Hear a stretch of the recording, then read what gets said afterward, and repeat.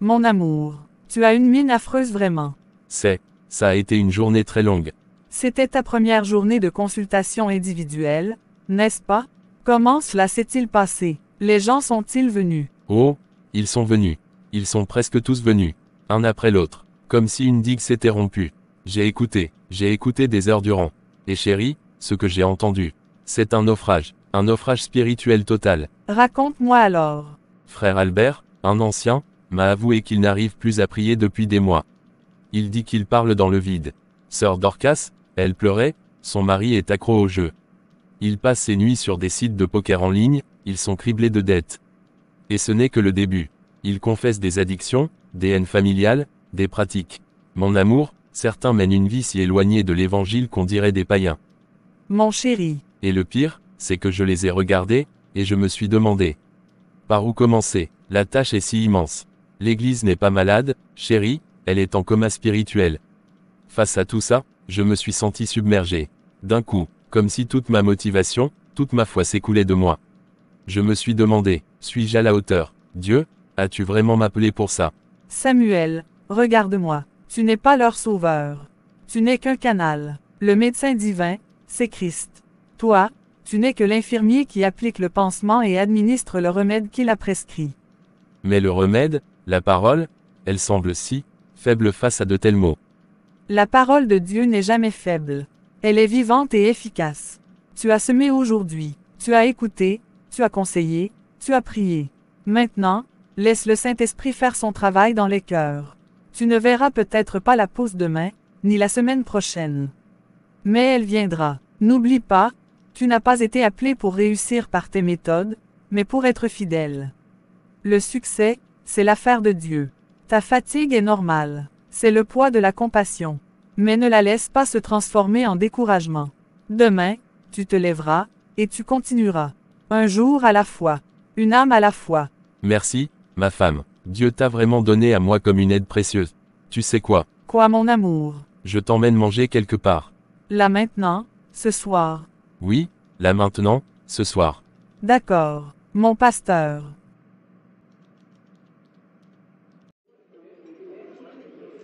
Tu es très ravissante ce soir, ma chérie. Merci, mon amour. Toi aussi.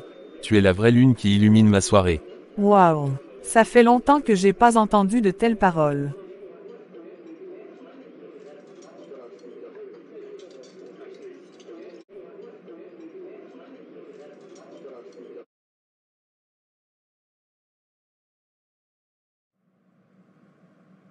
Pasteur, les chiffres du dernier mois sont préoccupants. Une chute de 30% des dîmes et offrandes. C'est la plus forte réduction que nous ayons enregistrée depuis 2 ans. Je vois. À quoi attribuez-vous cette baisse, frère Cupidon? J'ai mené ma petite enquête discrète auprès de nos donateurs les plus importants. Leur mécontentement est unanime. Ils trouvent vos messages trop durs, trop directs. Vous prêchez contre le vol, l'adultère, l'idolâtrie. Maman Caddy et frère Manassé, qui étaient parmi nos plus gros contributeurs, ont complètement cessé de donner. Ils disent se sentir pointés du doigt. Je vois. Écoutez, pasteur, je vais être franc. Il faut adapter le message. Adoucissez le ton. Parlez moins de péché et plus de bénédiction. Les gens ont besoin d'être encouragés, pas fustigés. Sinon, l'état financier de l'Église va continuer de se dégrader. Je ne peux pas changer le message, frère Cupidon. Vous préférez donc voir l'Église tomber en ruine. Les factures s'accumulent. Nous avons un prêt pour la réfection du toit. Sans argent, nous ne pourrons même pas payer l'électricité. Je préfère voir la vie des gens dans cette église changer et être sauvés, avant de voir les comptes en banque gonfler. C'est ma préoccupation première. Mais on peut faire les deux. Prêcher la prospérité, parler de grâce, de réussite, de percée financière. C'est ce que les gens ont besoin d'entendre. Ça les attire, ça les motive à donner. Il ne faut pas trop les embêter avec un message qu'ils n'aiment pas. Convainc-moi, frère Cupidon. Montre-moi dans la Bible où il est écrit que je dois cacher la vérité sur le péché pour remplir les caisses. Le fait de dire aux gens de ne pas vivre comme des païens, de ne pas voler, de ne pas pratiquer l'adultère, tout cela est-il en dehors de la Bible? Bien sûr que non, mais... L'apôtre Paul a dit à Timothée, prêche la parole, insiste en toute occasion, favorable ou non, convainc, reprend, exhorte. Il n'a pas dit, prêche seulement quand c'est favorable aux finances. Je préfère prêcher l'évangile qui change les cœurs, plutôt qu'un évangile de complaisance qui ne vise que leur poche. Vous êtes idéaliste et irréaliste. Vous menez cette église droit dans le mur.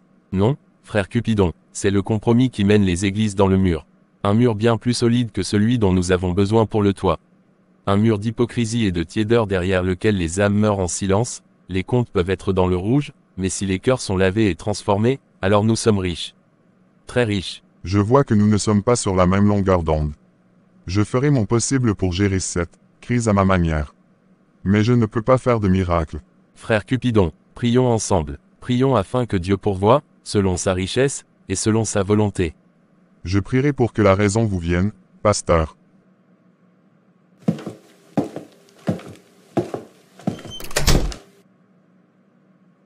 Père, ô Père céleste, je viens à toi, vide de moi-même. Le doute m'assaille, non pas sur ta parole, mais sur ma façon de la porter. Je te demande, je t'implore. Donne-moi ta sagesse, la vraie, celle qui descend d'en haut, et qui est d'abord pure, ensuite pacifique, modérée, conciliante. Donne-moi la tempérance dans mes paroles, la justesse dans mes jugements.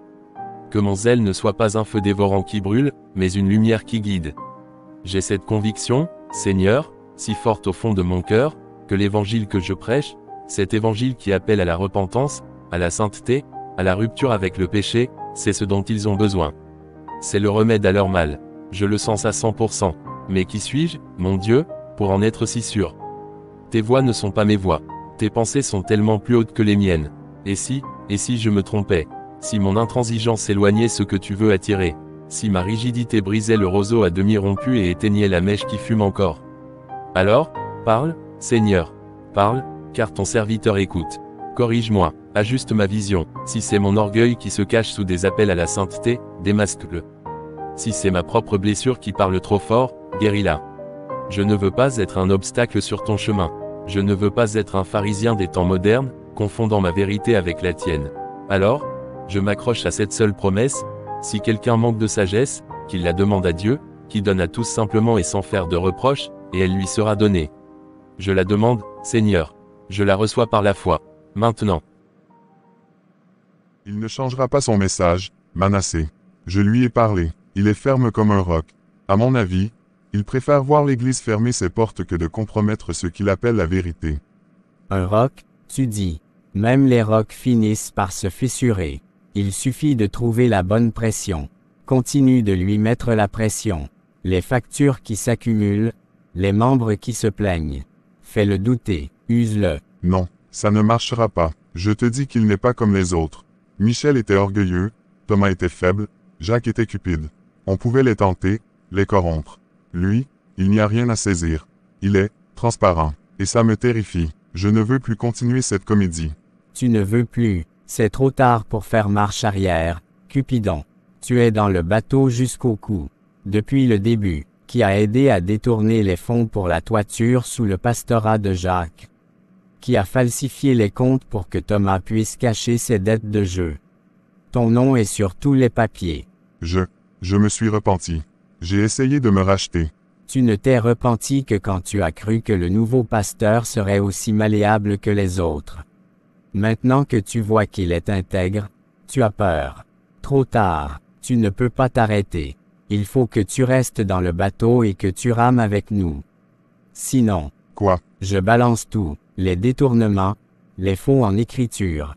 Tu finiras en prison, Cupidon, et ta réputation de bon chrétien, de trésorier modèle, volera en éclats. Tout le monde saura que tu n'es pas plus chrétien que moi ou que maman Caddy. Nous sommes tous dans la boue ensemble.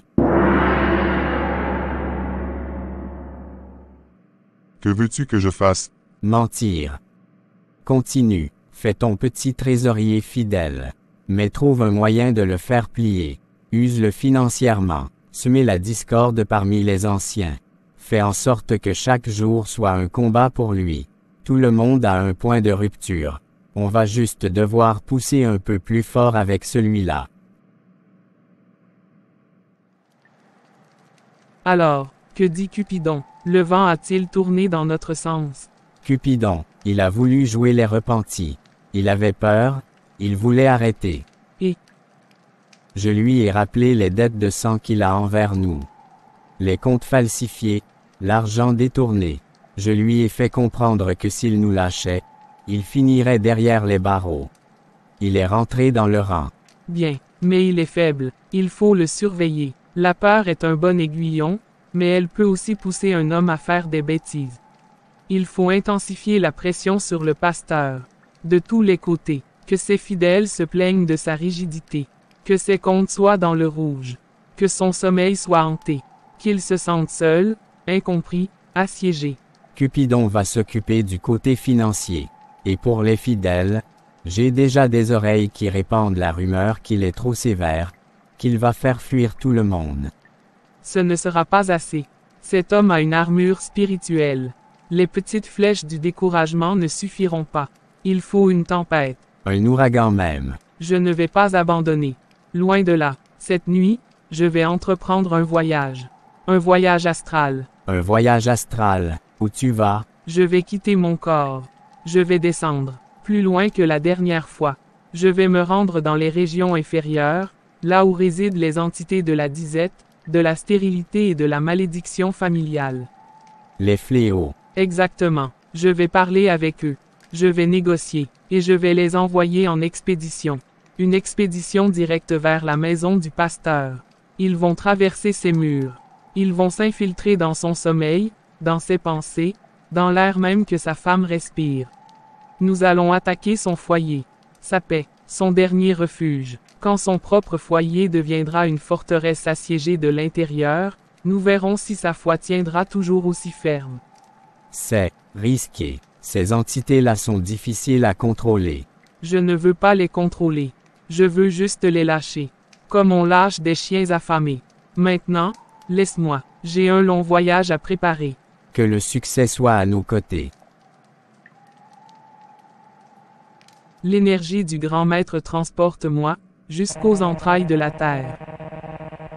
Nayame, mère de la famine, reine des foyers stériles. Je viens à toi du fond des âges. Kadi, tu oses venir à Niamey. Mon nom porte malheur même au corbeau. Grande Nayame, mère de la disette, j'ai besoin de ta puissance. Un ennemi se dresse, un berger me donne du fil à retordre. Sa lumière commence à brûler nos racines. Les bergers, leurs prières sont de l'eau pour ma soif. Leurs espoirs sont mon festin. Le dernier, Philippe, son désespoir m'a nourri pendant une lune. Celui-ci, Samuel, résiste. Son foyer est son roc. Sa femme, sa paix. Brise-les, apporte la disette dans sa maison. Pas la disette de nourriture seulement, la disette de joie. La disette de paix. Que le trouble soit son pain quotidien. Pourquoi Niamey ferait-elle cela? La disette est mon royaume. Pourquoi irais-je chasser une seule proie quand des villages entiers s'offrent à moi? Je t'offre les larmes de 10 mères qui ont perdu leurs enfants. Leur douleur est pure, concentrée. Une offrande digne de toi. La douleur est succulente vraiment. Mais c'est un prix pour une nuit de trouble. Pas pour une guerre. Fais-le et je te jure que pendant 3 nouvelles lunes, chaque foyer en deuil de ce village t'appartiendra. Je te donnerai leurs soupirs, leurs insomnies, leurs foi brisées. 3 lunes, 3 cycles de douleur humaine. L'offre est intéressante vraiment. L'offre n'est pas assez pour ma gourmandise, ma fille. Alors je vais t'adorer 3 jours et 3 nuits. Très bien. Mais sache ceci, fille des ténèbres. Une fois que j'entre dans un foyer, je ne pars jamais vraiment. Je laisse toujours une ombre, une fêlure. Même après mon départ, le doute restera. L'aigreur persistera. Le foyer ne sera plus jamais un sanctuaire. C'est exactement ce que je veux. Qu'il n'ait plus de refuge. Qu'aucun mur ne puisse le protéger de notre influence. L'accord est scellé. Je vais descendre. Je vais traverser les murs de sa maison. Je vais m'asseoir à sa table. Je vais me glisser dans son lit. Je vais semer la discorde entre lui et sa femme. Je vais faire en sorte que sa nourriture ait un goût de cendre. Que ses nuits soient peuplées d'insomnie. Que chaque prière qu'il prononcera lui semblera vide et sans écho. Je ferai de son foyer une coquille vide qui résonne de querelles et de silences pesants. Fais-le, et que son âme se dessèche comme un champ sous le soleil de la disette. Son foyer m'appartient dès ce soir. Souviens-toi de ta promesse, Kadi. 3 lunes de douleur, ou c'est ton propre vie que je prendrai. Je tiendrai parole.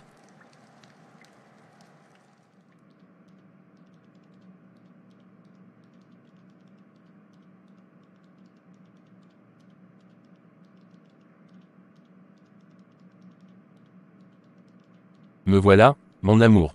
Une longue journée. Chérie. Chérie, qu'est-ce qui ne va pas? Les poubelles. Ça fait 3 jours que je te demande de les sortir pour la collecte de demain matin. Elles sont toujours là, à Empester le garage. Oh, là là, c'est vrai. Je suis désolé, chérie. Ce matin, j'étais tellement pressé d'arriver à l'heure pour la réunion avec le conseil. Bien sûr, la réunion, comme hier, c'était la visite aux malades. Avant-hier, la préparation du sermon. La semaine dernière, les conseils conjugaux qui n'en finissent plus. Naama, calme-toi, ce n'est que des poubelles. Je vais les sortir tout de suite. Ce n'est pas que des poubelles, Samuel. C'est le symbole de tout. De ton absence. De ton esprit qui est toujours à l'église, même quand ton corps est ici. Tu accordes tout ton temps, toute ton énergie, toute ton écoute à cette église. Et il ne me reste plus que des miettes. C'est mon ministère, Naama. C'est Dieu qui m'a appelé ici. Ces gens ont besoin de moi. Et moi, n'ai-je pas besoin de toi? Ton ministère, c'est aussi ton foyer.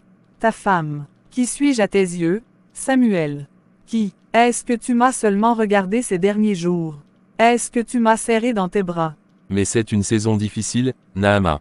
L'Église est en crise vraiment, les attaques spirituelles sont constantes, les finances sont au plus bas. Tu ne peux pas comprendre la pression. Oh, je comprends, Samuel. Je comprends très bien. Je comprends que pour toi, les âmes de Damaco sont plus importantes que celles de ta femme. Je comprends que les poubelles de l'Église sont plus urgentes que les nôtres. Naama, attends, c'est un très mauvais malentendu. Salut à toutes et à tous, vous venez de regarder l'une de nos vidéos. Je vous demande de nous suivre ou de vous abonner à notre plateforme CCMGV dépendamment où vous regardez cette vidéo. Si c'est sur YouTube, mettez un pouce bleu, aimez la vidéo et la partagez. Si c'est sur Facebook ou TikTok, aimez-la et partagez-la à tous vos contacts pour nous encourager et nous aider à grandir. À très vite pour une nouvelle vidéo. Que Dieu vous bénisse abondamment.